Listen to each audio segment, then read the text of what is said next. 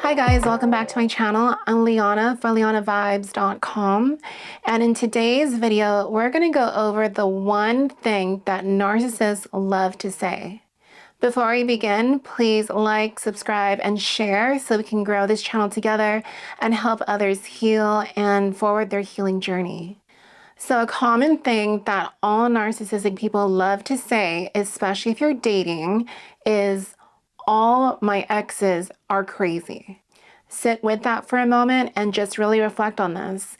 All my exes are crazy. You'll often hear this stated by a narcissist because they absolutely love to embellish their input. The reason why you'll commonly hear this from a narcissist are for the following reasons. Number one, smear campaigns amongst everyone. So narcissistic people, after a relationship has ended, is they love to smear campaign. They'll utilize flying monkeys, they'll triangulate, they'll do anything and everything in their power to make sure that you are devalued, because ultimately in the cycle of abuse by a narcissist, they always devalue. That is their foundation in anything. They'll devalue you for domination over your reputation, your wellness, and well-being. You see, what's interesting with a narcissist is you think that your time with them, that they looked at you with fondness and admiration and with general respect. The fact of the matter is these things never existed for you, especially not for them. Narcissists have the incapability of seeing good in others because they always have to be on a pedestal above you. The minute that they feel lower than you is the minute that their shame really comes to the surface, inciting competition and domination. Period, italicized, underline, bold. The fact of the matter is, this is a very immature way of looking at things because a relationship requires two people to make it work or fail. You can have dynamics where both people aren't being present or investing into the relationship, or you can have lopsided relationships, which are very fairly common, where one partner is putting a lot more in while another person is taking. They will never share the growing attunement and healing together. They are experts at the physical, but not the emotional aspects when it comes to relationships. If you take an honest, objective look at your life and your dating life, you'll find that there may have been people that had different attachment styles. Some that were definitely more anxious, preoccupied, others where they were avoidant personalities. However, you'll find too that even if there were some relationships that were full of torment and pain, there's also some good people in your past that you realize that you may not have been a good match with each other, but they were still good people. Personally, for me, when I take an objective, honest look at my past dating history, I know that there are two specific narcissists who I will often reference to on this channel. However, I would say that for the majority of dates that I went on, and even though some of them never became an actual full-fledged relationship, I would say that they were good people. Also, if you're in your active healing process, you will find that as you learn more about different traumas, especially your own, you will start to see others too for their traumas and unhealed pasts.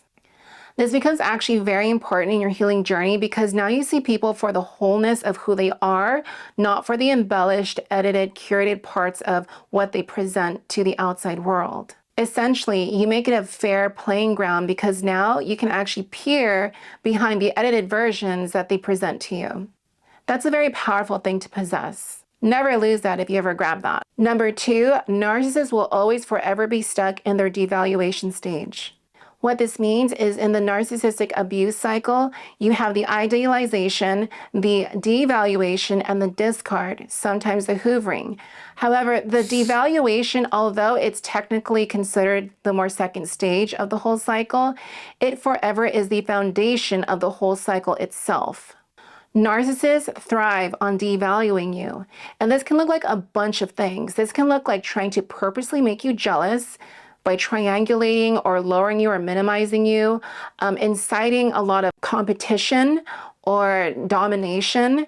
Their interactions are about domination, power, and control. It can also look like accusatory statements such as, if you didn't do this, then I would not have cheated on you.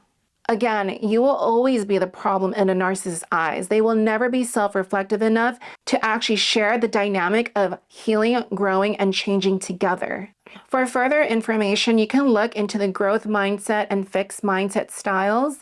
Narcissistic people by default have a fixed mindset.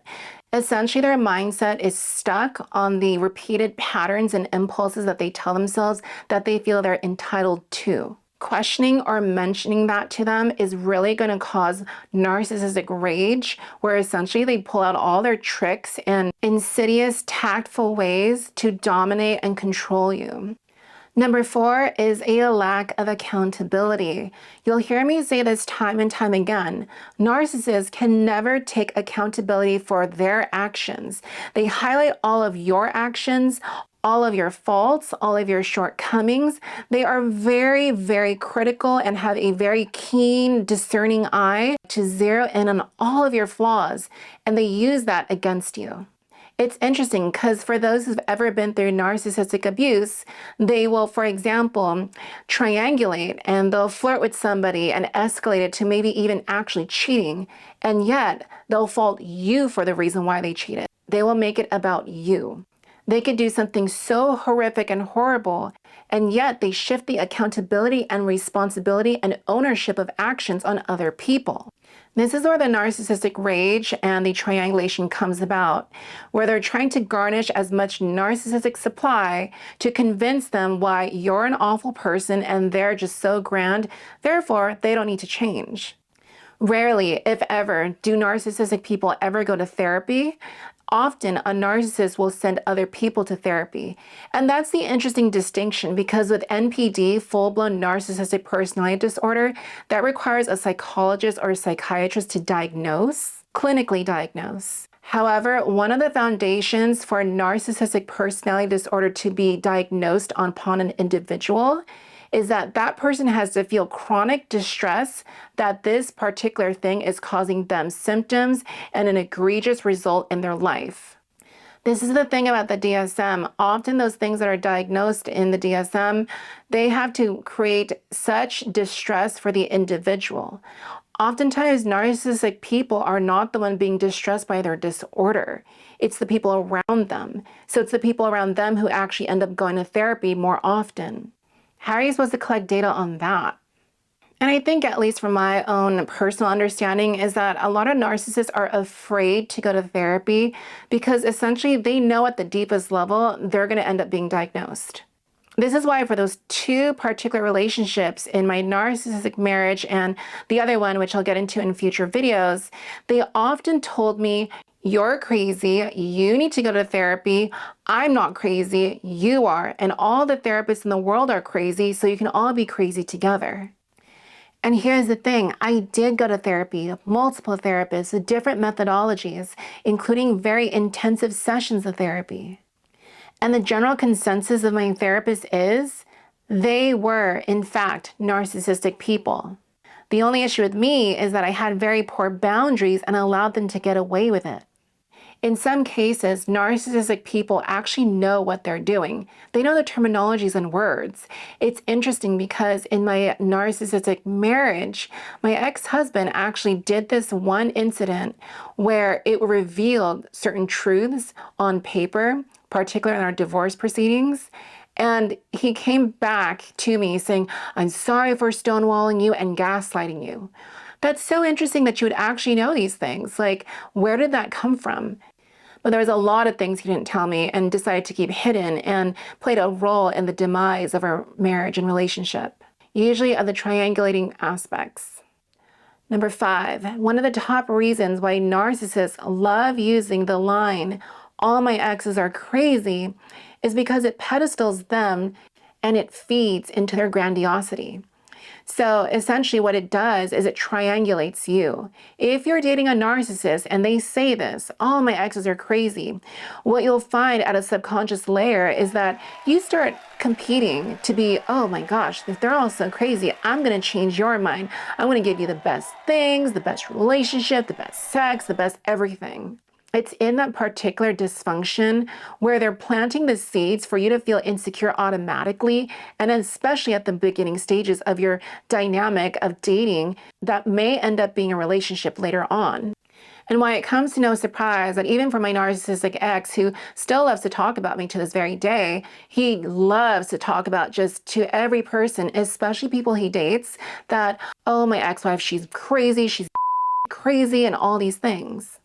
Whoever ends up with him is going to have to deal with that mess because, again, narcissistic people do not change and they do not heal. They're going to have to find out the hard way what he's really about. And I'm happy that I don't have to deal with that anymore. At least for me personally, the trash took itself out. In particular, the type of people that end up staying with a narcissistic person long term are people who typically self-abandon, who may struggle with codependency or have an anxious, preoccupied attachment style, sometimes a fearful avoidant. Essentially, narcissists attract people who do not have a strong sense of self. And why do they not have a strong sense of self? Because the repeated behaviors, choices, and patterns that basically reinforce the idea that they don't have worth or value. This feeling of innate worthlessness can come from things such as being oppressed, othered, marginalized, discriminated, bullied, including being targeted just because their body was made in a different way. The fact of the matter is, no, narcissistic people, not all their exes were crazy. They just love to state that. And ultimately, it's key for the person who's engaging with somebody like that to realize when you take a discerning, detailed look at their previous dating history, the people that were often shooed away by a narcissist were the people who held them accountable. Period and end of story. Have you ever dated a narcissist and had them say to you, all my exes were crazy? Let me know in the comment section below. I'd love to hear from you as well as your feedback. And let's grow this channel so there can be a lot of healing as well as finding your own empowerment, your own internal wisdom and voice to hopefully escape from these toxic dynamics because, truth be told, a lot of narcissistic traits are spreading and becoming a standard in society. So let's change that together. Until next time, I'll catch you on the next video. Until then, stay well and vibe well.